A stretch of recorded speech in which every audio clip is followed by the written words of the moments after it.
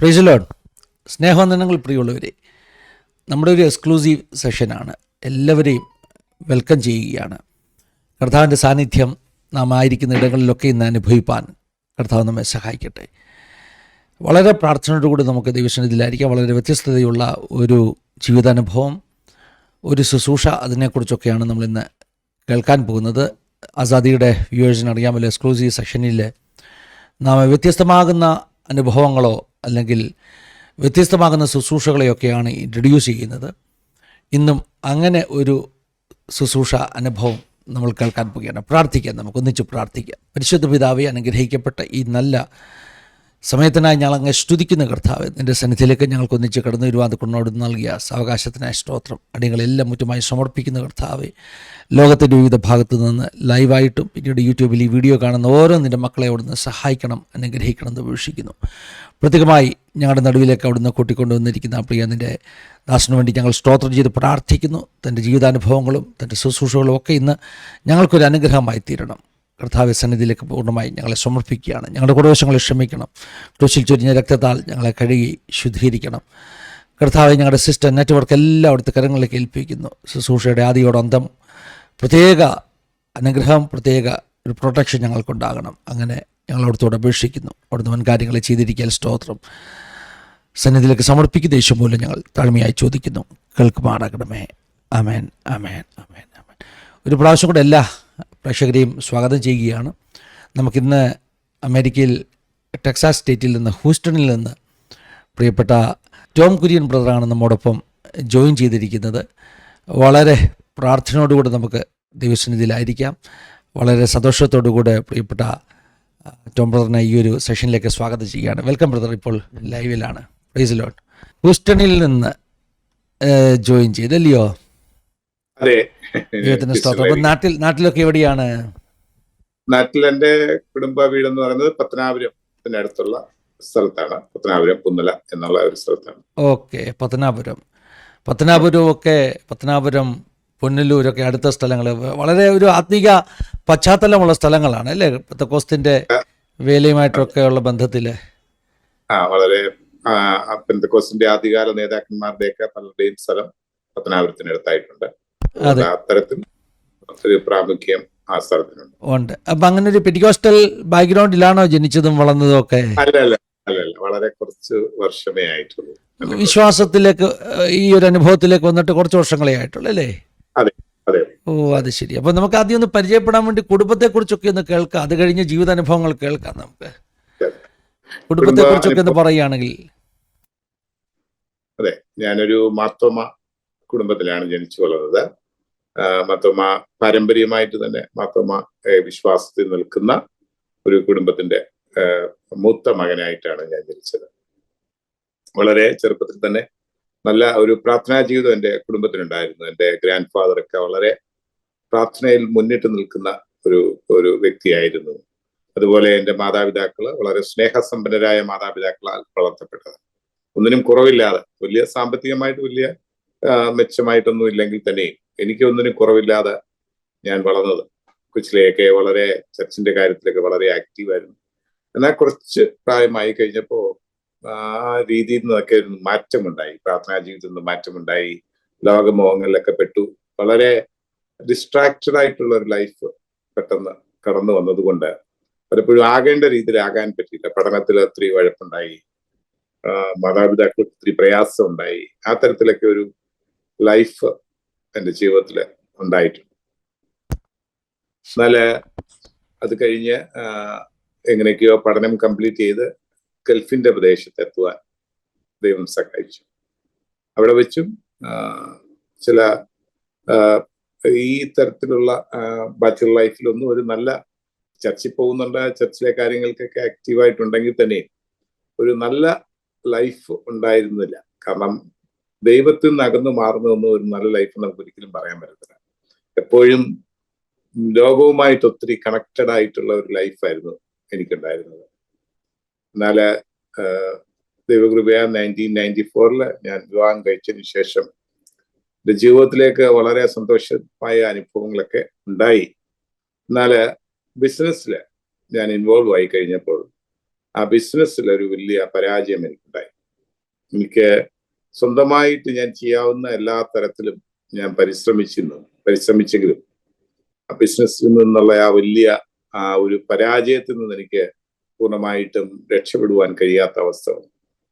ആ സമയത്താണ് പ്രത്യേകിച്ച് നമ്മൾ പലപ്പോഴും ആഗ്രഹിക്കുന്നത് ദൈവസന്നിധിയിൽ മുട്ടുമടക്കുന്ന ഒരു സാഹചര്യം ഉണ്ടാകുന്നത്. പലപ്പോഴും നമ്മൾ കഷ്ടത വരുമ്പോൾ, പ്രയാസങ്ങൾ വരുമ്പോൾ ദൈവത്തോട് അടുത്ത് നിൽക്കുന്ന ഒരു സാഹചര്യം ഉണ്ടായി.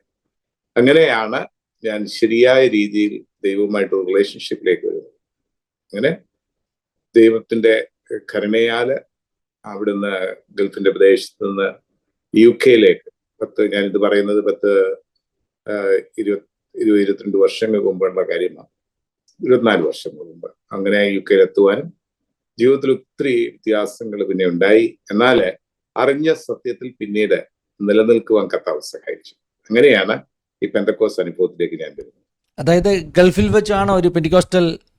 അങ്ങനെ പറയാൻ പറ്റത്തില്ല. കാരണം ഗൾഫിൽ വെച്ചായാലും മർത്തോമ വിട്ടു പോകുക എന്ന് പറഞ്ഞാൽ എനിക്ക് ചിന്തിക്കാൻ പറ്റും.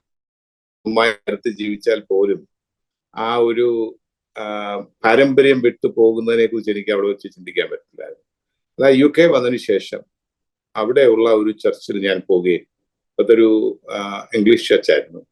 അതൊരു നല്ല വർഷിപ്പ് സെന്റർ ആയിരുന്നു. അവിടെ വെച്ച് കൂടുതൽ ദൈവവചനം അറിയുവാനും, പക്ഷെ ശരിക്കും സ്നാനപ്പെട്ടത് ഞങ്ങൾ ന്യൂയോർക്കിൽ വന്നു. ഞങ്ങൾ അവിടുന്ന് 3 വർഷം കഴിഞ്ഞിട്ട് ന്യൂയോർക്കിലെത്തി. ന്യൂയോർക്കിൽ ഒരു ചർച്ചിൽ വന്നിട്ടാണ് സ്നാനപ്പെടുവാൻ സഹായിച്ചത്. അപ്പോൾ ആ ബിസിനസ്സിലുള്ള പരാജയങ്ങൾ, ആ തകർച്ചകളൊക്കെ നമ്മളെ കൂടുതൽ ദൈവത്തോട് അടുപ്പിക്കുവാൻ, അല്ലേ, അങ്ങനെ ഒരു സാഹചര്യം ഒരുക്കുവാനായിട്ട്? അത് ചെറിയ തകർച്ചയായിരുന്നെങ്കിൽ ഞാൻ എങ്ങനെയെങ്കിലുമൊക്കെ പിടിച്ചു തന്നെയായിരുന്നു. എന്നാലേ ഒരു വലിയ തകർച്ച, അതായത് മാനുഷികമായിട്ട് എനിക്ക് അതൊരിക്കലും ഫിക്സ് ചെയ്യാൻ പറ്റാത്ത തരത്തിലുള്ള സീരിയസ് ആയിട്ടുള്ള ഒരു പ്രോബ്ലം ആയിരുന്നപ്പോഴേ ദൈവത്താൽ അല്ലാതെ അതൊന്നും മാറ്റിയെടുക്കാൻ പറ്റത്തില്ല. അത് ദൈവത്താൽ സാധ്യമായി കഴിഞ്ഞപ്പോൾ ശരിയായ ദൈവത്തെ എനിക്ക് കാണുവാൻ കഴിഞ്ഞതിൽ കൂടെ. അങ്ങനെയാണ് റിയലി പൂർണ്ണമായി വിട്ടുകൊടുക്കുന്ന ഒരു അനുഭവം എൻ്റെ ജീവിതത്തിൽ ഉണ്ടായത്. ഒരു വലിയ തകർച്ച എന്ന് പറഞ്ഞപ്പോൾ എന്താണ് സംഭവിച്ചത് നമുക്ക്? ഫിനാൻഷ്യൽ ആയിട്ട്. കാരണം എന്ന് പറഞ്ഞു കഴിഞ്ഞാൽ കടം ഒത്തിരി പെരുകി കൂടി. കാരണം ഞാൻ നടത്തിയ പല ബിസിനസ്സും ചെലവല്ലാതെ വരുമാനമില്ല. അപ്പൊ അങ്ങനെ വന്നു കഴിഞ്ഞപ്പോൾ അന്നത്തെ കാലത്തൊക്കെയുള്ള നമ്മുടെ പ്രോപ്പർട്ടീസ് ഒക്കെ കൊടുക്കേണ്ടി വന്നു. അതുകൊണ്ടും സോൾവ് ചെയ്യാതെ വന്നു കഴിഞ്ഞപ്പോൾ ഏതെല്ലാം തരത്തിൽ, അതായത് അതിലൊക്കെ വളരെ ദുഃഖകരമായ സംഭവങ്ങൾ ഒത്തിരി എൻ്റെ ജീവിതത്തിലുണ്ടായി. കാരണം സാമ്പത്തികമായ സാമ്പത്തികമായ മൊത്തം തകർച്ച എന്ന് പറയുന്ന ജീവിതത്തിലെ ഏറ്റവും വലിയ പ്രയാസമേറിയ അനുഭവം. മറ്റെല്ലാ പ്രയാസങ്ങളിലേക്കായിട്ടും വളരെ ഉന്നതി നിൽക്കുന്ന ഒരു പ്രയാസം സാമ്പത്തിക. കാരണം മറ്റുള്ളവർക്ക് പണം കൊടുക്കാനുള്ളപ്പോൾ നമ്മുടെ കയ്യിൽ പണമില്ലാതിരിക്കുന്ന ഒരു അവസ്ഥ വരുന്നത് വളരെ, ഇന്നും എനിക്കത് ചിന്തിക്കുമ്പോൾ നൊമ്പരം ഉണ്ടാകാറുണ്ട്. ആ ഒരു സാഹചര്യത്തില് മറ്റുള്ളവരൊക്കെ നമ്മളെ ഉപേക്ഷിക്കും. നമ്മുടെ സുഹൃത്തുക്കളെ, നമ്മളെ അറിയാവുന്നവരൊക്കെ, എനിക്ക് പലപ്പോഴും ഓർമ്മയുണ്ട്, ഒരു ഫോൺ ചെയ്താൽ ആളുകൾ എടുക്കാത്ത അവസ്ഥ വരെ എൻ്റെ ജീവിതത്തിൽ ഉണ്ടായിട്ടുണ്ട്. അപ്പൊ അതൊരു വളരെ വളരെ പ്രയാസമേറിയ ഒരു അനുഭവം, ഒരു സംശയമില്ല. അപ്പൊ ആ ഒരു അവസ്ഥയില് ഒരു ദേവദാസൻ, അതായത് എന്നെ രക്ഷയിലേക്ക് നടത്തിയ ഒരു ദേവദാസനുണ്ട്.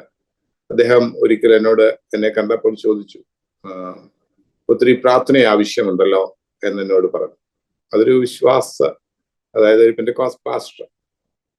അല്ല, അത് കേട്ടപ്പോഴ് ജീവിതത്തിൽ മറ്റെന്തിനേക്കാട്ടിലും വലിയ, ഞാൻ ദാഹിച്ചിരുന്ന ഒരു കാര്യമായിരിക്കും ഒരു പക്ഷേ ആ പറഞ്ഞത്.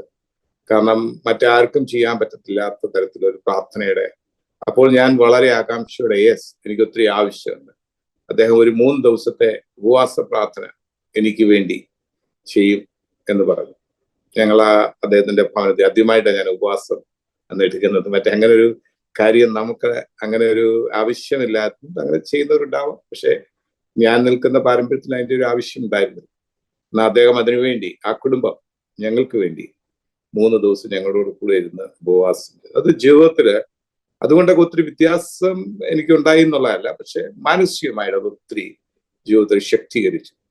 കാരണം പ്രാർത്ഥനയ്ക്ക് വേണ്ടി ഉച്ചരിക്കുന്ന ചില വ്യക്തികള് കൂടിയിരുന്ന് നമുക്ക് വേണ്ടി, അവരുടെ ആവശ്യത്തിന് വേണ്ടിയല്ല, മറ്റൊരു വ്യക്തിക്ക് വേണ്ടി ഇരിക്കുക എന്ന് പറയുന്നത് ഒരു വലിയ അനുഭവം. അതാദ്യമായിട്ട് ഞാൻ കണ്ടതും അതെന്റെ കണ്ണ് തുറപ്പിച്ച ഒരു അനുഭവമാണ്. അതെ, അങ്ങനെ ആ അനുഭവം കണ്ടിന്യൂ ചെയ്യാം സാറേ, കണ്ടിന്യൂ ചെയ്യാം. അപ്പൊ അങ്ങനെ ഒരു അനുഭവം വന്നു കഴിഞ്ഞപ്പോൾ പതുക്കെ ജീവിതത്തില് പലതും പഠിക്കാൻ, മറ്റേ നമ്മൾ ഒരു ഒരു പാരമ്പര്യ വിശ്വാസത്തിലുള്ളതെന്ന് പറയുമ്പോൾ എല്ലാം പറയുമ്പോൾ ആമേൻ പറയുന്നതിനപ്പുറമായിട്ട് നമ്മൾ സത്യം കൂടുതലായിട്ട് പഠിക്കുകയോ മനസ്സിലാക്കുകയോ ചെയ്യുന്നില്ല. എന്നാൽ ഈ അനുഭവത്തിന് ശേഷം ഞാൻ ശരിയായ രീതിയിൽ ബൈബിള് വായിക്കാൻ തുടങ്ങി, വചനം കേൾക്കാൻ തുടങ്ങി, പരിശുദ്ധാത്മാവിന്റെ ഒരു ഇൻഫില്ലിംഗ് സ്പിരിറ്റ് അത് അനുഭവിക്കാൻ തുടങ്ങി. ഇതൊക്കെ അതിനുശേഷം ഉണ്ടായ അനുഭവങ്ങളാണ്. അതിനു മുമ്പൊന്നും അങ്ങനെയൊന്നുമുള്ള ഒരിക്കലും ഉണ്ടായിട്ടില്ല. അങ്ങനെ വന്നു കഴിഞ്ഞപ്പോൾ ദൈവത്തോട് സംസാരിക്കാൻ തുടങ്ങി, ശരിയാ കുറ്റങ്ങൾ ഏറ്റുപറയാൻ തുടങ്ങി, മാനസ്വാതന്ത്ര്യത്തിന്റെ അനുഭവങ്ങൾ ഉണ്ടായി. എന്നാൽ പ്രശ്നങ്ങളൊന്നും അതുകൊണ്ട് തീർന്നില്ല. പ്രശ്നങ്ങളൊക്കെ പലതരത്തില് ഉണ്ടായി. എന്നാൽ വളരെ വളരെ പ്രയാസമേറിയ ഒരു അവസ്ഥയിൽ കൂടെ പോയപ്പോൾ ഫിനാൻഷ്യൽ കാര്യങ്ങൾക്കൊന്നും ഒരു പരിഹാരം ഉണ്ടാകാത്ത അവസ്ഥ ഉണ്ടായിരുന്ന സമയത്ത് ഞാൻ പല ജോലി ചെയ്തു. ജോലിയൊക്കെ ചെയ്യുമ്പോൾ അതിനകത്ത് ഫോക്കസ് ചെയ്യാൻ പറ്റുന്നില്ല. കാരണം എപ്പോഴും നമുക്ക് ഫോക്കസ് ചെയ്യണമെന്നുണ്ടെങ്കിൽ മനസ്സിന് നല്ല സമാധാനം വേണം, അല്ലെങ്കിൽ മനസ്സിന് നല്ല സ്വസ്ഥത വേണം. എപ്പോഴും അതില്ലാതിരിക്കുമ്പോൾ ആ തരത്തിൽ ഒത്തിരി ഫോക്കസ് ചെയ്യാൻ പറ്റാത്ത അവസ്ഥ. അങ്ങനെ ഞാൻ ജോലി ചെയ്യുന്ന സിറ്റി കൂടി ഇങ്ങനെ നടന്നുകൊണ്ടിരിക്കുമ്പോൾ അവിടെ ഒരു ഹോട്ടലില്, ഒരു ഷെറട്ടൺ ഹോട്ടലിൽ ഒരു ബോർഡ് കണ്ടു. അവിടെ എൻ്റെ വൈഫ് നേഴ്സാണ്, UK നേഴ്സിനെ ആവശ്യമുണ്ട് എന്നുള്ള ഒരു ബോർഡ് കണ്ടു. ഞാൻ അവിടെ ചെന്ന് കഴിഞ്ഞപ്പോൾ അവരോട് ചോദിച്ചു, എൻ്റെ വൈഫ് നേഴ്സാണ്, ഇങ്ങനെ പോവാൻ ഒരു ഉടനെ സംസാരിക്കണമെന്ന് പറഞ്ഞു. പിറ്റേ ദിവസത്തേക്ക് അപ്പോയിന്റ്മെന്റ് കൊടുത്തു. പിറ്റേ ദിവസം ചെന്ന് ഇപ്പൊ അന്നേരം തന്നെ, ഇത് ഞാൻ പറയുന്നത് 10-24 വർഷം മുമ്പത്തെ കാര്യമാണ്, അന്നേരം തന്നെ അവർ അപ്പോയിന്റ്മെന്റ് ലെറ്റർ ഞങ്ങള് 3 മാസത്തിന് ശേഷം ഞങ്ങള് UK പോവുകയും ചെയ്തു. കാരണം അതൊക്കെ കർത്താവിനാൽ സാധ്യമായ കാര്യം. ഞാൻ പറഞ്ഞത്, അവിടെ ചെന്ന് കഴിഞ്ഞപ്പോഴും UK നിന്ന് ഞാൻ ജോലി ഒക്കെ സ്റ്റാർട്ട് ചെയ്തപ്പോൾ കർത്താവിനോട് തന്നെയാണ് ഞാൻ ചോദിച്ച ഒരു കാര്യമുണ്ട്. കർത്താവേ, എൻ്റെ അന്നത്തെ ആ പോഷ്ക്ക് മനസ്സ് വെച്ച് ഞാൻ ചോദിച്ച എൻ്റെ കടങ്ങൾ മൊത്തം എഴുതി വെച്ചിട്ട് ഞാൻ കർത്താവിനോട് ചോദിച്ചു, ഈ കർത്താവ് വിചാരിച്ചപ്പോൾ ഈ കടങ്ങൾ എങ്ങനെ തീർക്കുന്നത്? കാരണം നമ്മുടെ ആ മാനുഷ്യമായ ചിന്തയായി, ഇത്ര ഇൻകം, അത് കഴിഞ്ഞ് എക്സ്പെൻസ് കഴിഞ്ഞ് കിട്ടുന്ന ഇൻകം ഇത്ര വർഷം കൊണ്ട് കൂട്ടിയാലും ഈ ഭീമകരമായ കടം തീർക്കാൻ എങ്ങനെ പറ്റും എന്ന് ഞാൻ ദൈവത്തോട് തന്നെ ചോദിച്ചൊരവസ്ഥയുണ്ടായി. എന്നാൽ സകലത്തെയും നിർമ്മിച്ച ദൈവത്തിന് ഇതെല്ലാം വളരെ സാധ്യമായ കാര്യം. കാരണം ഞങ്ങൾ അവിടെ ചെന്നു, 6 മാസത്തിനുള്ളിൽ ഞങ്ങൾക്ക് അവിടെ ഒരു ചെറിയ ഭവനം മേടിക്കാൻ കർത്താവ് സഹായിച്ചു. ആ ഭവനം ഞങ്ങൾ അമേരിക്കയ്ക്ക് പോകുന്ന സമയത്ത് വിറ്റപ്പോൾ കിട്ടിയ ആ ഡിഫറൻസ് കൊണ്ട് തന്നെ എൻ്റെ കടങ്ങൾ മൊത്തം തീർക്കുവാൻ കർത്താവ് സഹായിച്ചു. അപ്പോൾ അതിൽ നിന്നൊക്കെ ഞാൻ മനസ്സിലാക്കിയ കാര്യം, ദൈവത്തോട് ഒരിക്കലും നമ്മള് പരാതി പറയുകയോ നമുക്ക് നമ്മുടെ ബുദ്ധിയിൽ ഒതുങ്ങുന്ന അല്ല ദൈവീക ചിന്തകൾ, അതിനപ്പുറമായി വിശാലമായ ഒരു കാഴ്ചപ്പാടിൽ വന്നെങ്കിൽ മാത്രമേ നമുക്കത് മനസ്സിലാക്കാം. അതൊക്കെ എൻ്റെ ജീവിതത്തിൽ ഒത്തിരി കാര്യങ്ങൾ മനസ്സിലാക്കി തന്ന അനുഭവങ്ങളാണ്. അങ്ങനെ ആ കടമെല്ലാം എനിക്ക് അവിടെ വെച്ച് തന്നെ പൂർണ്ണമായി തീർക്കുവാൻ, അമേരിക്കയിൽ വന്ന സമയത്ത് ഞാൻ കടമില്ലാതെ വരുന്നത്, വളരെ തുച്ഛമായ എന്തെങ്കിലും ബാധ്യതയല്ലാതെ ബാക്കിയെല്ലാം തീർന്നാണ് അമേരിക്ക വരുന്നത്. അത് അമേരിക്ക വന്നപ്പോൾ ഞാനൊരു കാര്യം തീരുമാനിച്ചു. ഞാൻ കണ്ട വിശ്വാസം, ആ സത്യം എന്നെ പൂർണ്ണമായി മനസ്സിലാക്കി തന്നതനുസരിച്ച് ഇവിടെ വന്നു. അത് സ്നാനപ്പെടുവാൻ കർത്താവ് സഹായിച്ചു. കുടുംബമായിട്ട് ഞങ്ങളെ കർത്താവ് പിന്നെ വേറൊരു രീതിയിൽ കർത്താവ് ഡെവലപ്പ് ചെയ്തു. അന്ന് മുതൽ ദൈവത്താൽ ഒരു പ്രത്യേക ജീവിതം നയിപ്പാൻ കർത്താവ് സഹായിക്കും. ഇപ്പോഴും ഒത്തിരി കുറവുകളുണ്ട്, എന്നാൽ ദിനംതോറും കർത്താവിന്റെ സന്നിധിയിൽ കഴിയുകയും ശുദ്ധീകരിക്കുകയും ദൈവത്തോട് കൂടെ ചേർന്ന് ജീവിപ്പാൻ കർത്താവ് സഹായിക്കുകയും ചെയ്യും. കർത്താവിൻ്റെ സ്തോത്രം. നമ്മൾ സാധാരണ പാട്ട് പാടുമ്പോഴൊക്കെ പാടുന്ന ആ വരികളുണ്ടല്ലോ, കൂടുകളെ കൂടെ കൂടിളക്കി പറക്കുവാൻ എന്നെ ശീലിപ്പിച്ചു. ശരിക്കും നമ്മുടെ കൂട് ദൈവം ഇളക്കുമ്പോൾ വലിയ തകർച്ചയെന്ന് നമുക്ക് തോന്നാം. പക്ഷേ ആ വലിയ തകർച്ച അതൊക്കെ ദൈവം നമ്മെ ശീലിപ്പിക്കുന്ന, ദൈവം തന്നോട് നമ്മെ കൂടുതൽ അടുപ്പിക്കുന്ന അനുഭവങ്ങളാണ്. കടഭാരമുള്ളവരുടെ സിറ്റുവേഷൻ പലപ്പോഴും പല ദൈവമക്കളും അങ്ങനെയുള്ള പ്രാർത്ഥനാ വിഷയങ്ങൾ പറയാറുണ്ട്. ഒരു വല്ലാത്തൊരു അവസ്ഥ, പണം കൊടുക്കാനുള്ളവർ നമ്മളെ എപ്പോഴും വിളിക്കുന്നു, ബുദ്ധിമുട്ടിക്കുന്നു, ഭീഷണിപ്പെടുത്തുന്നു. അങ്ങനെയുള്ള എത്രയോ പ്രെയർ കോളുകളാണ് നമുക്ക് വരാറുള്ളത്. കോടിക്കണക്കിന് രൂപ കടമുള്ളവരുണ്ട്. അതിൻ്റെ ഒരു സൊല്യൂഷൻ എന്താണെന്ന് ഒരുപക്ഷെ അവർക്ക് ഇപ്പോൾ അറിയത്തില്ലായിരിക്കാം. ഞാൻ ചിലരോടൊക്കെ ഇങ്ങനെ പറയാറുണ്ട്, കുറേ കഴിയുമ്പോഴത്തേക്ക് നമുക്ക് മനസ്സിലാകും ദൈവം എങ്ങനെയാണ് പ്രവർത്തിച്ചതെന്നുള്ളത്. നമ്മൾ ഇമ്മീഡിയറ്റ്ലി നമ്മൾ ആഗ്രഹിക്കുന്ന ഒരു സൊല്യൂഷൻ, നമുക്കൊരു 2 കോടി രൂപ കടമുണ്ടെങ്കിൽ ആ 2 കോടി രൂപ എവിടുന്നെങ്കിലും പെട്ടെന്ന് വരുന്നു, കടം വീട്ടുന്നു എന്നുള്ളതായിരിക്കാം. പക്ഷെ ദൈവം മറ്റൊരു വിധത്തിലായിരിക്കാം പ്രവർത്തിക്കുന്നത്. ദൈവം പുറത്തു കൊണ്ടുവരും. ഇന്നലെ ഒരു ബ്രദർ എനിക്കിട്ടൊരു മെസ്സേജാണ്. അദ്ദേഹത്തിൻ്റെ ജീവിതത്തിൽ വലിയ തകർച്ചയുണ്ടായി. വലിയ തകർച്ചയെന്ന് പറഞ്ഞാൽ ഭയങ്കര തകർച്ച. കോടിക്കണക്കിന് രൂപയുടെ നഷ്ടം വന്നു. നമ്മുടെ ചാനലിൽ വന്ന് സാക്ഷ്യം പറഞ്ഞിട്ടുണ്ട്. അദ്ദേഹം ഇട്ട ഒരു മെസ്സേജ്, എനിക്ക് തോന്നുന്നു അദ്ദേഹത്തിൻ്റെ ഒരു സെക്കൻഡ് പാർട്ട് വീഡിയോ നമുക്ക് ചെയ്യേണ്ടി വരും. അതുപോലെ ദൈവം അദ്ദേഹത്തിൻ്റെ ജീവിതത്തിൽ അത്ഭുതങ്ങൾ ചെയ്തുകൊണ്ടേയിരിക്കുന്നു. അദ്ദേഹം പറഞ്ഞ ഒരു ഇട്ടൊരു മെസ്സേജ്, 10 വർഷം കൊണ്ട് കിട്ടേണ്ട പ്രൊമോഷൻ 3 മാസം കൊണ്ട് കിട്ടി അദ്ദേഹത്തിന്. അദ്ദേഹം ഇപ്പോൾ വർക്ക് ചെയ്യുകയാണ്, ബിസിനസ്സായിരുന്നു നേരത്തെ, എന്നാൽ ഇപ്പോൾ വർക്ക് ചെയ്യുകയാണ്. 10 വർഷം കൊണ്ട് കിട്ടേണ്ട പ്രൊമോഷൻ 10 വർഷം. അദ്ദേഹം എന്നോട് പറഞ്ഞത്, പാസ്റ്ററെ അദ്ദേഹത്തിന് ഈ ആഴ്ച ഒരു പ്രൊമോഷൻ കിട്ടി, ആ പ്രൊമോഷൻ കിട്ടണമെങ്കിൽ അദ്ദേഹത്തിന് 10 വർഷം ആ കമ്പനി ജോലി ചെയ്യണം. പക്ഷെ അത് കേവലം 3 മാസം കൊണ്ട് കിട്ടി. അത് കിട്ടി എന്നുള്ളതല്ല ടോം ബ്രദറെ, കുറച്ച് ദിവസങ്ങൾക്ക് മുമ്പ് ചെന്നൈയിൽ നിന്നൊരു തമിഴ് ദൈവദാസൻ ഇദ്ദേഹത്തെ ഫോൺ ചെയ്തിട്ട് പറഞ്ഞു, നിൻ്റെ ജീവിതത്തിൽ ഒരു പ്രൊമോഷൻ കിട്ടാൻ പോവുകയാണെന്ന് പറഞ്ഞു. അപ്പോൾ ഇദ്ദേഹം പറഞ്ഞത് ഒരിക്കലും സംഭവിക്കത്തില്ല, കാരണം ജോലിയിലോട്ട് കയറിയിട്ട് 10 ദിവസം പോലും ആയിട്ടില്ല, പിന്നെ എങ്ങനെ പ്രൊമോഷൻ കിട്ടുന്നത്. പക്ഷേ അന്നേരം തന്നെ കമ്പനിയിൽ നിന്ന് അതേ ദിവസം അദ്ദേഹത്തെ വിളിച്ചിട്ട് പറയുന്നു, ഞങ്ങൾ നിനക്കൊരു പ്രൊമോഷൻ തരാൻ പ്ലാൻ ചെയ്യുന്നെന്ന്.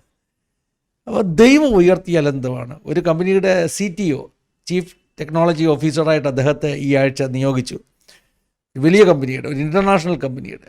ഞാൻ പറയുന്നത് എന്താണെന്നറിയാം, നമ്മളെ വലിയ തകർച്ചയിലൂടെ വിട്ടാലും ദൈവം നമ്മെ പണിയുമ്പോൾ ദൈവം അതിൻ്റെ എല്ലാം കടം തീർത്ത് നമ്മെ പണിയുന്നവനാണ്. ദൈവത്തിൻ്റെ സ്തോത്രം. ടോമച്ചാൻ്റെ ജീവിതവും അങ്ങനെയൊക്കെ തന്നെയാണ് അല്ലേ?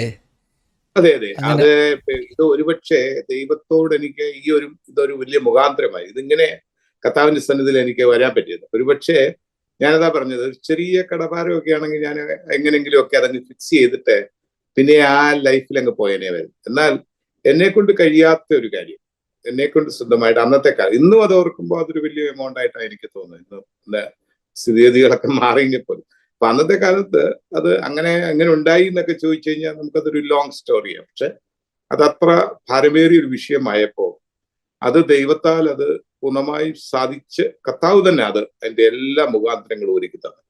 പക്ഷെ എന്റെ കണക്കൂട്ടലുകളോ ഞാൻ ചിന്തിച്ചതുപോലെ ഒന്നും ആയിരുന്നില്ല. അതാ ഞാൻ പറഞ്ഞത്, സ്ട്രീറ്റിൽ കൂടെ നടന്നു പോയപ്പോൾ തന്നെ ഓപ്പർച്യൂണിറ്റീസ് കർത്താവ് ഓപ്പൺ ചെയ്തു.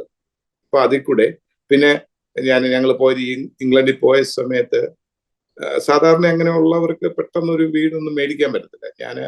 നമ്മുടെ ചെറിയ വീടാണെങ്കിൽ പോലും ഞാൻ മേടിച്ചെന്ന് മാത്രമല്ല, ഞാൻ മേടിച്ച ഒത്തിരി പേരെ കൊണ്ട് ഞാൻ അവിടെ മേടിപ്പിക്കുകയും ചെയ്തു. കാരണം ഇതെല്ലാം ഈ പ്രയാസങ്ങളുടെ നടുവിൽ ചെയ്തു. അതിനെല്ലാം ഉള്ള റിസോഴ്സസ് ദൈവം ഓപ്പൺ ചെയ്തു. ഞാൻ എപ്പോഴും ഓർക്കുന്ന ഒരു കാര്യം, ഞങ്ങൾ അവിടെ ജോലി ചെയ്ത സമയത്ത് ഒരു ബാങ്കില്, ആ ബാങ്കിലൊന്നും ഒരിക്കലും ആർക്കും ഈ ഇത്രയും ചെറിയ നാള് അവിടെ ആയിട്ടുള്ളവർക്ക് ലോൺ കൊടുക്കുക ഒന്നും ചെയ്തിട്ടില്ല. പക്ഷെ അവിടെ പലപ്പോഴും പൈസയുടെ ആവശ്യം വരുമ്പോഴെല്ലാം അവിടെ ഒരു സ്ത്രീ ഉണ്ടായിരുന്നു എന്നെ സഹായിക്കും. ഒരു പരിചയമില്ലാത്ത ഒരു വൈറ്റ് ലേഡിയാ. പക്ഷെ 3,000-4,000 പൗണ്ടിന്റെ ഒക്കെ ആവശ്യം വരുമ്പോൾ അവർ ഓവർ ഡ്രാഫ്റ്റ് ആയിട്ട് വന്ന് സഹായിച്ചു. എങ്ങനെയാ അതെല്ലാം ദൈവത്താൽ സാധ്യമായി. അങ്ങനെ കിട്ടിയില്ലായിരുന്നു ഒരുപക്ഷെ ഞങ്ങൾ ഒത്തിരി പ്രയാസപ്പെട്ടത്. കാരണം അതെല്ലാം ഡൗൺ പേയ്മെന്റിന്റെ ആവശ്യം മറ്റാവശ്യങ്ങൾക്ക് എല്ലാം കുറച്ചു കാലം ഇതിന്റെ ആവശ്യങ്ങളെല്ലാം കഴിഞ്ഞ് ഞാൻ അവിടെ ചെന്ന് കഴിഞ്ഞപ്പോൾ അവരവിടുന്ന് ട്രാൻസ്ഫർ ആയിപ്പോയി. അപ്പൊ ഇതെല്ലാം ദൈവം പിന്നെ അവരെ ഒരിക്കൽ പോലും അവർക്കൊരു നന്ദി പറയാൻ പോലും ശരിക്കും പിന്നീട് സാധിച്ചിട്ടില്ല. നമുക്ക് വേണ്ടി ദൈവം അവിടെ വെച്ചിരുന്നത് അവരെ. തീർച്ചയായും അതാ പിന്നെ ഞാൻ പറയും, ഇതെല്ലാം ദൈവത്തിന്റെ പദ്ധതികളായിട്ട് മാത്രമേ എനിക്കിതിനെയൊക്കെ കാണാൻ പറ്റൂ. അത് മനസ്സിലാക്കി കഴിയുമ്പോഴാണ് ദൈവത്തിന്റെ വാല്യൂ. അത് നമ്മുടെ ജീവിതത്തിൽ കർത്താവ് പഠിപ്പിച്ച കടഭാരങ്ങൾ വരുമ്പോൾ മാറുന്നത് ദൈവമല്ല ഇതെന്ന് പറഞ്ഞുകൊണ്ട് എനിക്ക് യോജിപ്പില്ല. കാരണം അതെല്ലാം ദൈവത്തിന്റെ പ്രൊവിഷന്, ദൈവം തക്ക സമയത്ത് തന്റെ ജനത്തിനു വേണ്ടി, തന്റെ കൃത്യന്മാർക്ക് വേണ്ടി കർത്താവ് ഒരുക്കുന്ന വഴികളാണ്. സംശയമൊന്നും തന്നെ. വൈഫും ഒരു മാർത്തോമ ബാക്ക്ഗ്രൗണ്ട് ആയിരുന്നോ? അല്ല, അത് വൈഫ് ശരിക്കും ഒരു യാക്കോബായ ഓർത്തഡോക്സ് ബാക്ക്ഗ്രൗണ്ടിൽ നിന്നാണ് വന്നത്. പക്ഷെ കല്യാണം കഴിഞ്ഞ ശേഷം ഞങ്ങൾ ഒരുമിച്ച് മാർത്തോമ ചർച്ചുമായിട്ട് ബന്ധപ്പെട്ടായിരുന്നു. എന്ന് പറഞ്ഞാൽ മാർത്തോമായെക്കാട്ടിലും അല്പം കൂടെ ട്രഡീഷൻ കൂടിയ ഒരു പശ്ചാത്തലമായിരുന്നു അല്ലേ?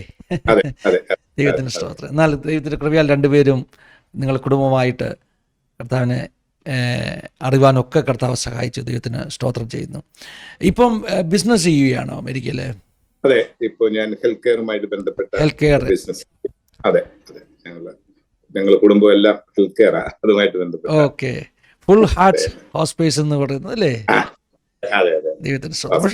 പക്ഷെ അതല്ല നമ്മളുടെ എക്സ്ക്ലൂസീവ് സെഷനിൽ നമ്മൾ പറയാൻ ഇന്ന് ആഗ്രഹിക്കുന്നത്. നമ്മളുടെ ഹെൽത്ത് കെയർ ബിസിനസ്സിനെ കുറിച്ചല്ല, മറ്റൊരു ശുശ്രൂഷയെ കുറിച്ചല്ലേ, ഒരു പ്രെയർ, ഒരു ഡെലിവറൻസ് പ്രെയർ, ഒരു മൂമെന്റിനെ കുറിച്ച് പറയാനാണ് ആഗ്രഹിക്കുന്നത്.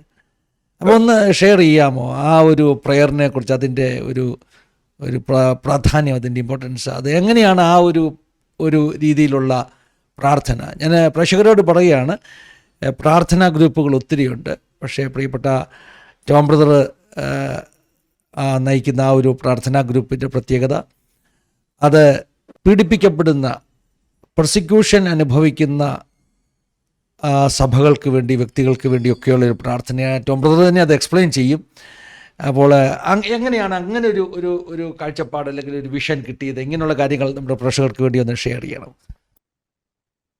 വളരെ വർഷങ്ങളായിട്ട് എനിക്ക് കർത്താവ് തന്ന ഒരു വലിയ ബേർഡന, ഒരു വലിയ പ്രയാസം എന്റെ ജീവിതത്തിൽ ഉണ്ടായത്, ലോകത്തിലെ ഏറ്റവും കൂടുതൽ പീഡനം അനുഭവിക്കുന്ന ഏത് കൂട്ടരാണെന്ന് ചോദിച്ചാൽ ക്രിസ്തീയ വംശജർ. ക്രിസ്തീയ വിശ്വാസികൾ ലോകമെമ്പാടും വളരെ ശക്തമായ പീഡനത്തിൽ കൂടി. ഇത് വളരെ വർഷങ്ങളായിട്ട് എനിക്കറിയാം. ഞാൻ ഇടയ്ക്ക് അതിനുവേണ്ടി പ്രാർത്ഥിക്കുകയും അതിനെക്കുറിച്ച് പഠിക്കുകയൊക്കെ ചെയ്യുമായിരുന്നു. പക്ഷെ കഴിഞ്ഞ 2-3 വർഷങ്ങൾക്ക് മുമ്പ് എനിക്ക് പിന്നെ ഒരു മിനിറ്റ് പോലും മുമ്പോട്ട് പോകുവാൻ പറ്റാത്ത തരത്തിൽ പ്രാർത്ഥനാ മൂവ്മെന്റ് സ്റ്റാർട്ട് ചെയ്തേ പറ്റൂ എന്നുള്ള ഒരു നിലപാടിൽ കർത്താവ് ദൗത്യം ഏൽപ്പിച്ചു. അതുകൊണ്ട് 3 വർഷങ്ങൾക്ക് മുമ്പ് പറ്റ്നയുടെ പ്രദേശത്ത്, അതായത് ബീഹാറിലെ പറ്റ്നയില്, നമുക്കതിനു വേണ്ടി ഒരു ബിൽഡിംഗ് ഉണ്ട്. അവിടെ പ്രാർത്ഥനാ മുറി, അവിടെ നമുക്കിപ്പോഴും പ്രയർ നടക്കുന്നു. അതുപോലെ ഞാൻ താമസിക്കുന്ന ഹ്യൂസ്റ്റണിൽ കഴിഞ്ഞ 145 ആഴ്ചയായി തുടർമാനമായിട്ട് ഇതുവരെയും ആ പ്രയർ നിന്നിട്ടില്ല. എല്ലാ ദിവസവും സൂമികളല്ല, ഡെയിലി വന്ന് ഇരുന്ന് പ്രാർത്ഥിക്കുന്ന ഒരു പ്രയർ സെന്റർ കഴിഞ്ഞ 145 ആഴ്ചകളായിട്ട് ഇവിടെ നടക്കുന്നു. അത് ഇന്ത്യയുടെ പല പ്രദേശത്ത്, പ്രത്യേകിച്ച് കേരളത്തിന്റെ പല ഭാഗങ്ങളിൽ ആ പ്രയർ മൂവ്മെന്റ് സ്റ്റാർട്ട് ചെയ്യുവാൻ കർത്താവ് സഹായിച്ചു. ആ പ്രയർ എങ്ങനെയാണെന്ന് ചോദിച്ചു കഴിഞ്ഞാൽ, ലോകത്തിൽ നിന്ന് ഏറ്റവും കൂടുതൽ പീഡനം അനുഭവിക്കുന്ന 50 രാജ്യങ്ങൾ, 50 മുതൽ ഇപ്പൊ 70 രാജ്യത്തോളം ആയിട്ടുണ്ട്. അവിടെ പീഡനം എന്ന് പറഞ്ഞാൽ ശക്തമായ പീഡനമാണ്. അത് ഏതാണ്ട് 360 മില്യൺ ആൾക്കാരിലാണ് ലോകത്തിൽ ഏറ്റവും കൂടുതൽ പീഡനം അനുഭവിക്കുന്ന ജനത ലോകത്തിലുണ്ട്. അത് ഓരോ ദിവസവും കൂടിക്കൊണ്ടിരിക്കുക, കുറയുമല്ല. പീഡനത്തിന്റെ എണ്ണം, പീഡനത്തിന്റെ കാഠിന്യം കൂടിക്കൊണ്ടിരിക്കുക. അപ്പൊ ആ രാജ്യങ്ങള്, 50-ലധികം രാജ്യങ്ങളെ കുറിച്ചുള്ള പഠനം പൂർത്തീകരിച്ച് ഓരോ രാജ്യങ്ങളെ കുറിച്ച് ഓരോ ആഴ്ച പ്രാർത്ഥിക്കും.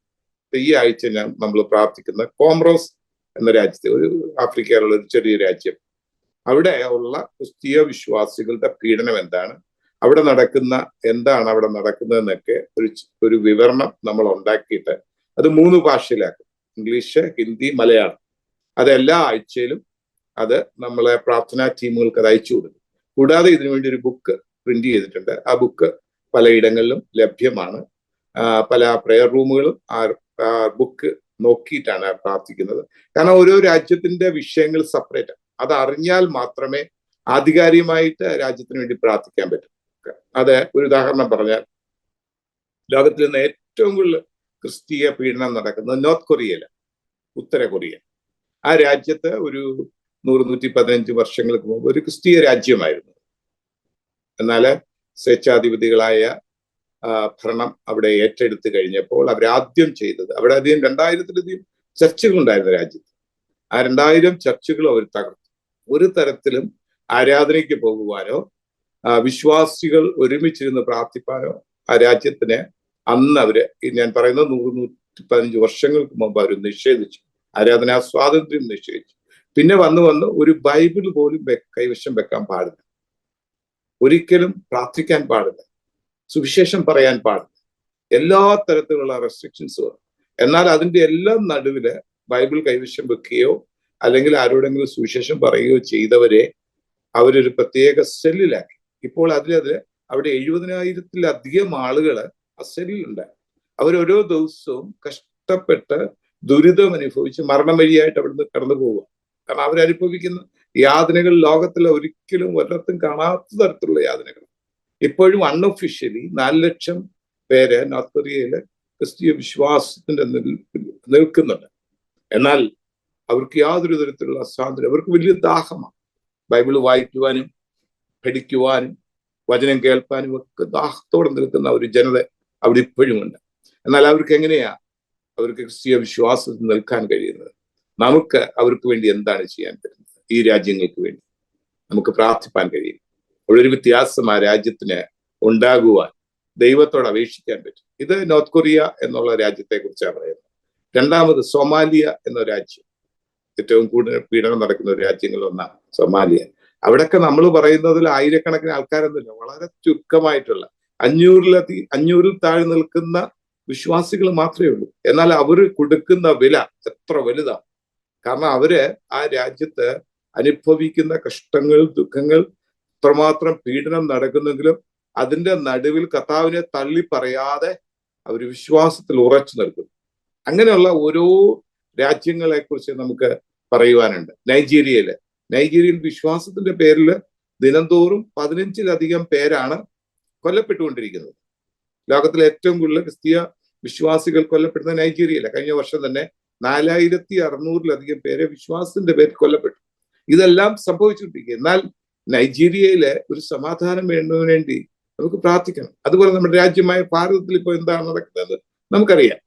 അങ്ങനെ ലോകത്തിൽ ഇതുപോലെ പീഡനം നടക്കുന്ന 50-ലധികം രാജ്യങ്ങളുണ്ട്.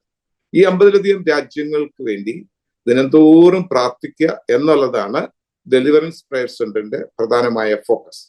അപ്പൊ ഇതിനു വേണ്ടിയുള്ള പ്രെയർ റൂമുകളാണ് ലോകത്തിന്റെ പലയിടങ്ങളിലായി സ്റ്റാർട്ട് ചെയ്യണം എന്ന് ആഗ്രഹിക്കുന്നത്. ദൈവകൃപയാൽ ഇതിങ്ങനെ ഓരോ ദിവസവും അങ്ങനെയുള്ള പ്രെയർ റൂമുകളുടെ എണ്ണം വർദ്ധിച്ചുകൊണ്ടിരിക്കുന്നു. പ്രോസിക്യൂട്ടഡ് ആയിട്ടുള്ള ചർച്ചസ് ദൈവമക്കൾക്ക് വേണ്ടി പ്രാർത്ഥിക്കേണ്ടത് വളരെ വലിയ ആവശ്യമാണ്. കാരണം നമ്മൾ ഈ പ്രോസിക്യൂഷൻ എന്ന് പറയുമ്പോൾ നമ്മൾ കാണുന്നത് ഏതെങ്കിലും ഒരു പൊളിറ്റിക്കൽ ഓർഗനൈസേഷൻ അല്ലെങ്കിൽ ഒരു റിലീജിയസ് ഓർഗനൈസേഷൻ അല്ലെങ്കിൽ കുറേ വ്യക്തികൾ, ഇവരെയൊക്കെയാണ് നമ്മൾ ബാഹ്യ ലോകത്ത് കാണുന്നത്. പക്ഷെ നമുക്ക് കാണാത്തൊരു ലോകത്ത്, അദർശ ലോകത്ത് ഇവരുടെ പിന്നിൽ ഇവരെ ഉത്സാഹിപ്പിച്ചു വിടുന്ന ഒരു ശക്തിയുണ്ട്. യേശുവിനെ ക്രൂശിക്കുവാൻ കാരണമായി തീർന്നത് യഹൂദന്മാരും റോമാക്കാരും ഒറ്റിക്കൊടുത്ത യൂദയുമൊക്കെയാണെങ്കിൽ വചനം പഠിക്കുമ്പോൾ നമുക്ക് മനസ്സിലാകുന്നത് അതിൻ്റെ പിന്നിൽ നിന്നത് ഒരു സാത്താന്യ ശക്തിയായിരുന്നു. കറക്റ്റായിട്ട് കൃത്യമായിട്ട് വേദപുസ്തകത്തിൽ എഴുതിയിരിക്കുക സാത്താൻ യൂദയിൽ കടന്നെന്ന്. അപ്പം ശരിക്കും പഴയ ഏദൻ തോട്ടത്തിൽ പാമ്പിൽ സാത്താൻ കയറി എന്ന് പറഞ്ഞതുപോലെ ആ പാമ്പിനെ ഉപയോഗിച്ചെന്ന് പറഞ്ഞ പോലെ യൂദയെ ഉപയോഗിക്കുകയാണ് ചെയ്യുന്നത്. ആ യൂദ എന്ന വ്യക്തിയെ നമ്മൾ കാണുന്നുള്ളൂ. യൂദ ഒറ്റിക്കൊടുത്തു. പക്ഷേ യൂദയുടെ ബുദ്ധിയെപ്പോലും തകർത്ത് അവനെക്കൊണ്ട് ആ തിന്മ ചെയ്യിച്ചത്, യേശുവിനെ ക്രൂശിക്കുന്നതിന് പിന്നിൽ നിന്ന് ഓരോ വ്യക്തികളും അത് ചെയ്യാൻ വേണ്ടി അവരെ ഉത്സാഹിപ്പിച്ചത് സാത്താന്യ ശക്തിയാണ്. നമ്മൾ ആ മണ്ഡലത്തെ പലപ്പോഴും ഇഗ്നോർ ചെയ്യും, കാണത്തില്ല. പൗലോസ് അപ്പോസ്തലൻ തീമോഥെയോസിന് ലേഖനം എഴുതിയപ്പോൾ പറഞ്ഞൊരു കാര്യം, ദുഷ്ട മനുഷ്യരും മായാവികളും വഞ്ചിച്ചും വഞ്ചിക്കപ്പെട്ടു. അപ്പോൾ മായാവി എന്നുള്ള ആ മലയാള ട്രാൻസ്ലേഷൻ എനിക്കിഷ്ടമാണ്. കാരണം മായാവി, ഞാനിങ്ങനെ പറയാറുണ്ട്, ഈ ബാലരമയിലെ ഒരു പഴയ ക്യാരക്ടറിൻ്റെ പേരാണ് മായാവി, അദൃശ്യശക്തി. ആ മായാവി അല്ല ഉദ്ദേശിച്ചത്. മായാവി എന്ന് പറയുമ്പോൾ അദൃശ്യശക്തി എന്നാണ്, കാണാൻ കഴിയാത്ത ശക്തി എന്നാണ്. മറ്റ് ട്രാൻസ്ലേഷൻസ് അത്ര കറക്റ്റായിട്ട് ആ കാര്യം വെളിപ്പെടുത്തുന്നില്ലെങ്കിലും മലയാളം ട്രാൻസ്ലേഷൻ ദുഷ്ടമനുഷ്യരും മായാവികളും എന്നാണ്. അപ്പോൾ പൗലോസ് പറയുന്നത് ഈ സഭയ്ക്കെതിരെ പ്രവർത്തിക്കുന്ന മനുഷ്യരെ മാത്രമല്ല നമ്മൾ കാണേണ്ടത്, മായാവികളെ നമ്മൾ കാണണം. അപ്പോൾ പ്രാർത്ഥന ശരിക്കും ഈ ഒരു അദർശ മണ്ഡലത്തോടുള്ള നമ്മുടെ പ്രതികരണമാണ്, യുദ്ധമാണ്. ദൃശ്യമണ്ഡലത്തിൽ കാണുന്നതല്ല കാരണമെന്ന് മനസ്സിലാക്കി, അദർശ മണ്ഡലത്തിലെ കാരണങ്ങളെ മനസ്സിലാക്കി പ്രാർത്ഥിക്കേണ്ടത് ആവശ്യമാണ്. പ്രോസിക്യൂഷൻ നടക്കുമ്പോൾ പല വിധത്തിൽ ഈ കാലഘട്ടത്തിൽ പല ഓർഗനൈസേഷൻസ് പ്രോസിക്യൂട്ടഡ് ചർച്ചസിനെ സപ്പോർട്ട് ചെയ്യുന്നു, സഹായിക്കുന്നു. ഒത്തിരി ഇൻ്റർനാഷണൽ ഓർഗനൈസേഷൻസ് ഉണ്ട്. ഇന്ത്യയിലാണെങ്കിൽ എനിക്കറിയില്ല ഒത്തിരി പുതിയ പുതിയ ഓർഗനൈസേഷൻസ്. ഈ അടുത്ത സമയത്തും എന്നെ ഒരു പുതിയ പ്രോസിക്യൂഷൻ ഹെൽപ്പ് ചെയ്യുന്ന അല്ലെങ്കിൽ പ്രോസിക്യൂട്ടഡ് ചർച്ചസിനെ സപ്പോർട്ട് ചെയ്യുന്ന ലീഗൽ ടീം, അവർ അഡ്വക്കേറ്റ്സൊക്കെയാണ്, അങ്ങനെ ഒരു ഗ്രൂപ്പിൽ എന്നെ ആഡ് ചെയ്തു. അപ്പോൾ എനിക്ക് മനസ്സിലായി ഒത്തിരി പുതിയ പുതിയ ഓർഗനൈസേഷൻസ് വരുന്നു. പ്രോസിക്യൂട്ടഡ് ക്രിസ്ത്യൻസിന് ലീഗൽ സപ്പോർട്ട് ചെയ്യുന്ന അഡ്വക്കേറ്റ്സ് ഒക്കെയുള്ള ഒരു ഗ്രൂപ്പ്. ബോംബെയിലൊക്കെ അങ്ങനെയുള്ള ഗ്രൂപ്പുകളുണ്ട്, ഒത്തിരി പേരുണ്ട്. അവരെല്ലാം ചെയ്യുന്നത് വളരെ വലിയ കാര്യമാണ്. ഭൗതിക മണ്ഡലത്തിൽ അവരിടപെടുമ്പോൾ തന്നെ പ്രിയപ്പെട്ട ടോം ബ്രദറൊക്കെ ചെയ്യുന്നത് കാണാത്ത ലോകത്തെ അദൃശ്യ മണ്ഡലത്തിലെ ശക്തിയോടുള്ള പോരാട്ടമാണ്, പ്രാർത്ഥനയാണ്. അതിൻ്റെ ഒരു ഇമ്പോർട്ടൻസ് അതാണ്. പ്രാർത്ഥനയ്ക്ക് വലിയ പവറുണ്ട്, അല്ലേ സാറേ? തീർച്ചയായും ഞാൻ പറയുന്നത് ഇപ്പോൾ ദേവദാസൻ പറഞ്ഞതുപോലെ ലീഗൽ ഫേംസ്, ലീഗൽ വളരെ ആവശ്യമാണ്. അങ്ങനെ ധാരാളം നമുക്ക് ആവശ്യമായിട്ട് കൊടുക്കേണ്ടത്. എന്നാൽ പ്രാർത്ഥനയാണ് ഇതിന്റെ എല്ലാം അന്തിമമായിട്ടൊരു വിജയം ദൈവം കൊടുക്കുന്നത്. കാരണം നമുക്ക് ചിന്തിക്കാൻ പോലും ഞാൻ അതിന്റെ ഒരു വശം പറയുമ്പോൾ മറ്റൊരു സൈഡിൽ കൂടെ നമ്മളിവിടെ കണ്ടുകൊണ്ടിരിക്കുന്നത് ലോകത്തിൽ നിന്ന് ഏറ്റവും കൂടുതൽ ക്രിസ്തീയ സഭ വളർന്നുകൊണ്ടിരിക്കുന്നത് പീഡനം നടക്കുന്ന രാജ്യങ്ങളിലാണ്. കാരണം ഞാൻ പാർക്കുന്ന രാജ്യത്തല്ല ക്രിസ്തീയ സഭകൾ വളരുന്നത്. കാരണം ഇവിടെയെല്ലാം ഒത്തിരി ഫ്രീഡം ഉണ്ടെങ്കിലും ഇവിടെ ക്രിസ്തീയ സഭകൾ ഓരോ ദിവസവും അതിന്റെ എണ്ണവും അതിന്റെ ക്വാളിറ്റിയും കുറഞ്ഞുകൊണ്ടിരിക്കുക.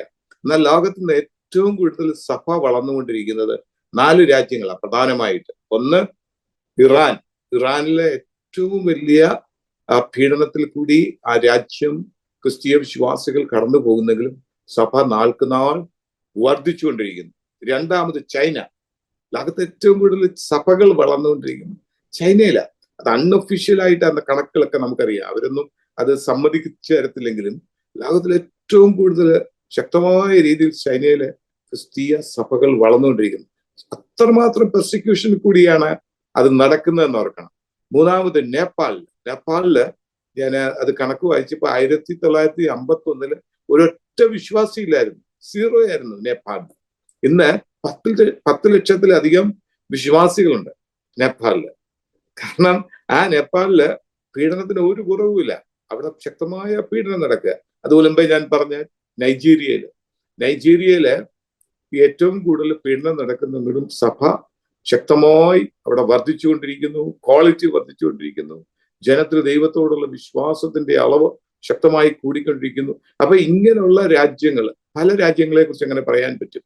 എന്നാൽ എല്ലാ സ്വാതന്ത്ര്യവും കിട്ടിയിരുന്ന യൂറോപ്പ് മുതലുള്ള യൂറോപ്യൻ രാജ്യങ്ങളിലെല്ലാം സഭ ശക്തമായി ഡിക്ലൈൻ ചെയ്തുകൊണ്ടിരിക്കുക.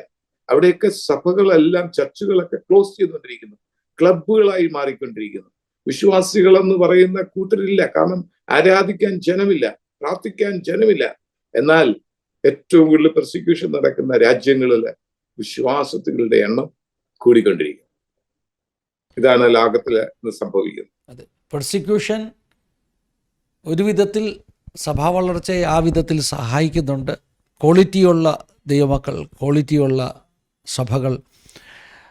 പലപ്പോഴും ഈ പ്രോസ്പെരിറ്റിയും പ്രശ്നമില്ലായ്മയും ഒക്കെയാണ് നമ്മുടെ ലൂക്ക്വാംനെസ്സിന് കാരണം.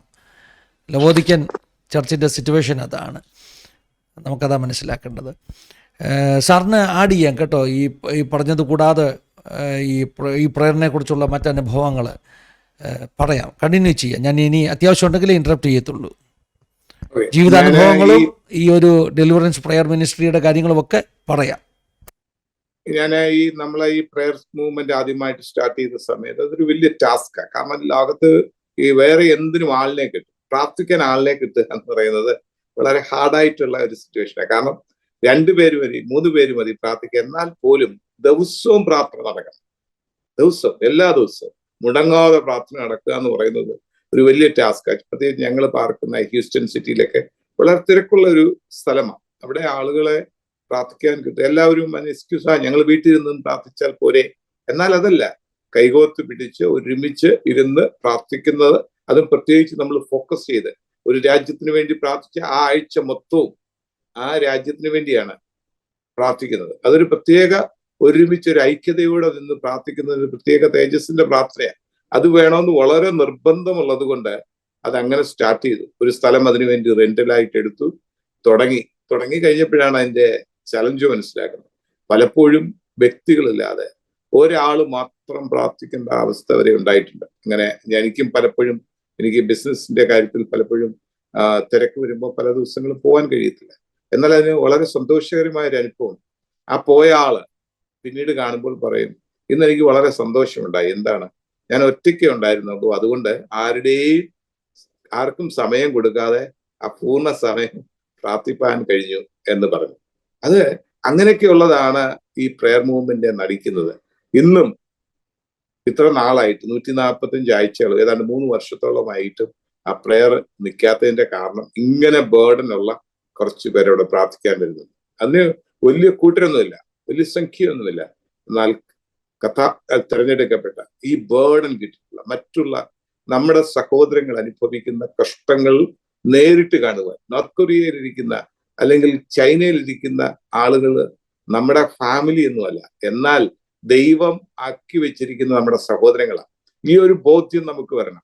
നമ്മുടെ കുടുംബത്തിൽ ഒരാൾക്ക് ഇങ്ങനെ ഒരു അനുഭവം ഉണ്ടായി കഴിഞ്ഞാൽ നമ്മൾ എത്ര വില കൊടുക്കും എന്നുള്ള ഒരു ചിന്ത നമ്മെ ഭരിക്കണം. ആ വേദന നമ്മുടെ ഹൃദയത്തിൽ വരുമ്പോഴാണ് നമ്മുടെ ഹൃദയം കത്തുന്നത്, ഒരു വലിയ ബേർഡൻ ഉണ്ടാകുന്നത്. അത് നമ്മൾക്ക് യാഥാർത്ഥ്യമാകണമെങ്കിൽ മാത്രമേ നമുക്ക് ഈ വേദന മനസ്സിലാകുകയുള്ളൂ. അത് ഏറ്റെടുക്കണം. അത് പ്രാർത്ഥിക്കുമ്പോൾ ദൈവം വലിയ അത്ഭുതങ്ങൾ ചെയ്യും. ഞാൻ എപ്പോഴും അതിനെക്കുറിച്ച് ചിന്തിക്കുമ്പോഴേ, ഈ പ്രാർത്ഥനാ മൂവ്മെന്റിനെ കുറിച്ച് ചിന്തിക്കുമ്പോൾ എനിക്ക് ഏറ്റവും ഇൻസ്പിറേഷൻ തന്നിട്ടുള്ളത് മൊറോവിയൻ പ്രേയറാണ്. മൊറോവിയൻ പ്രേയറിനെ കുറിച്ച് ദേവദാസ് കേട്ടിട്ടുണ്ടോ എന്ന് എനിക്കറിയില്ല. അത് ജർമ്മനിയുടെ പ്രദേശത്ത്, അതായത് ഒരു കാലത്ത് ചെക്ക് റിപ്പബ്ലിക്കിന്റെ ഭാഗമായിരുന്ന ആ പ്രദേശത്ത് ഒരു കൗണ്ട്, ആ കൗണ്ടിയുടെ ഒരു ഭരണാധിപനായിരുന്ന സിൻസിഡ്രോഫ് എന്ന് പറയുന്ന 27 വയസ്സുകാരൻ, വളരെ സമ്പന്നനായ ഒരു വ്യക്തി, അദ്ദേഹത്തിന്റെ കൃഷിയിടങ്ങളിൽ പണിക്കായിട്ട് വന്ന കുറച്ചു പേരെ ആദ്യം ഒരാളെ കർത്താവിന്റെ സുവിശേഷം പറഞ്ഞു, സ്നാനപ്പെടുത്തി. ആ വ്യക്തിയുമായി ചേർന്ന് തുടങ്ങിയ പ്രാർത്ഥന പിൽക്കാലത്ത് 300 പേരോളം അടങ്ങുന്ന ഒരു മൂവ്മെന്റായി മാറി. ആ പ്രാർത്ഥന 24 മണിക്കൂർ തുടങ്ങിയ ഒരു പ്രാർത്ഥനയായി മാറിയിട്ട് ആ പ്രാർത്ഥന നിന്നത് 110 വർഷം കഴിഞ്ഞിട്ട്.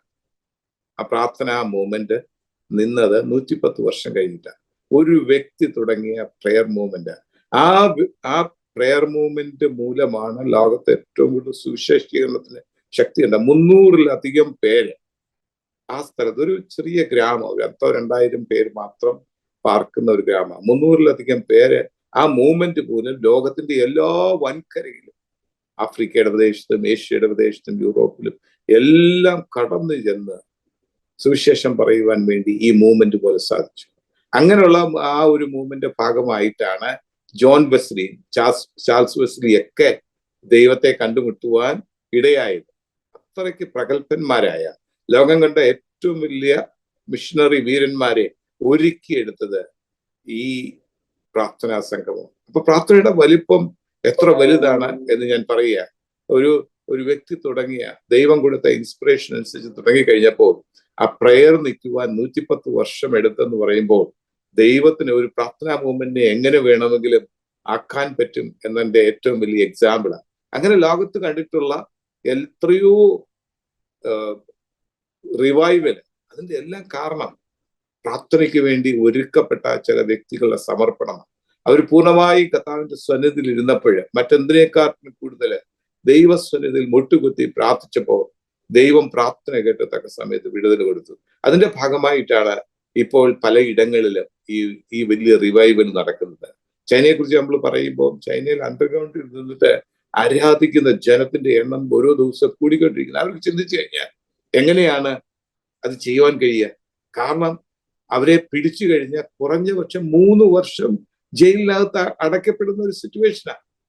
അങ്ങനത്തെ സിറ്റുവേഷനില് മറന്നുകൊണ്ട് അവർ പൂർണ്ണമായും ദൈവസന്നിധിയിൽ ആരാധിച്ച് ദൈവസന്നിധിയിൽ നിൽക്കുന്ന ഒരു അനുഭവം ഉണ്ടാകണമെങ്കിൽ എത്ര ശക്തമായിട്ട് അവരുടെ നടുവിൽ കർത്താവിന്റെ നാമം ഉയരുന്നുണ്ട്. അതിനുവേണ്ടി എത്ര പേര് വില കൊടുക്കുന്നുണ്ട്. ഇറാനിൽ ഒരു കാലത്ത് ഫണ്ടമെന്റലായി ഏറ്റവും ശക്തമായ മുസ്ലിം വിശ്വാസികൾ ഉണ്ടായിരുന്ന ഒരു രാജ്യം, ഇന്ന് അതിന്റെ മാറ്റങ്ങളെല്ലാം മാറിയിട്ട് സഭ വളർന്നുകൊണ്ടിരിക്കുന്നു. ഇതിന്റെ എല്ലാം കാരണം എന്താ? എത്രയോ പേര് തങ്ങളുടെ ജീവൻ വിലയായി കൊടുത്തു, എത്രയോ പേര് ജയിൽ ശിക്ഷ അനുഭവിച്ചു. അതുകൊണ്ടൊക്കെയാണ് ആ ഒരു മാറ്റത്തിന് കാരണമായി. അത് ബർമയുടെ പ്രദേശത്ത്, അങ്ങനെ ലോകത്തിന്റെ ഏത് രാജ്യങ്ങളിൽ എടുത്താലും, അഫ്ഗാനിസ്ഥാനില്, എവിടെല്ലാം ഈ മൂവ്മെന്റ്സ് ചെറിയ കൂട്ടമായ വ്യക്തികളിൽ അത് പ്രവർത്തിക്കുന്നുണ്ട്. നമ്മൾ എന്ത് വിലയാണ് കൊടുക്കുന്നത്? നമുക്ക് ഏത് തരത്തിലുള്ള പ്രയാസങ്ങളാണ് നമുക്കുണ്ടായത്? ഇന്ത്യയിൽ തന്നെ പലതരത്തിലുള്ള ക്ലേശങ്ങളിൽ കൂടെ നമ്മൾ ജനിച്ചു വീണ കേരളത്തിലൊന്നും നമ്മൾ അങ്ങനത്തെ സ്ഥിതിഗതികൾ കൂടെ ഒന്നും പോയിട്ടില്ല.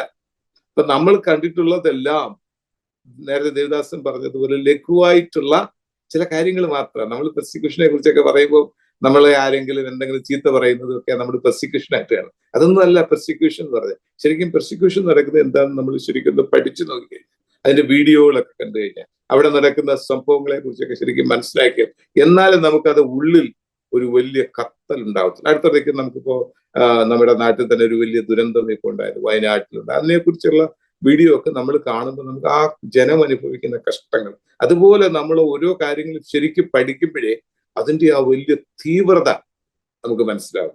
എന്നാലേ നമുക്ക് അതിനുവേണ്ടി പ്രാർത്ഥിപ്പാൻ നമുക്ക് വലിയൊരു ഒരുക്കം നമ്മുടെ ഹൃദയത്തിൽ ഉണ്ടാകും. ദൈവത്തിൻ്റെ സ്തോത്രം.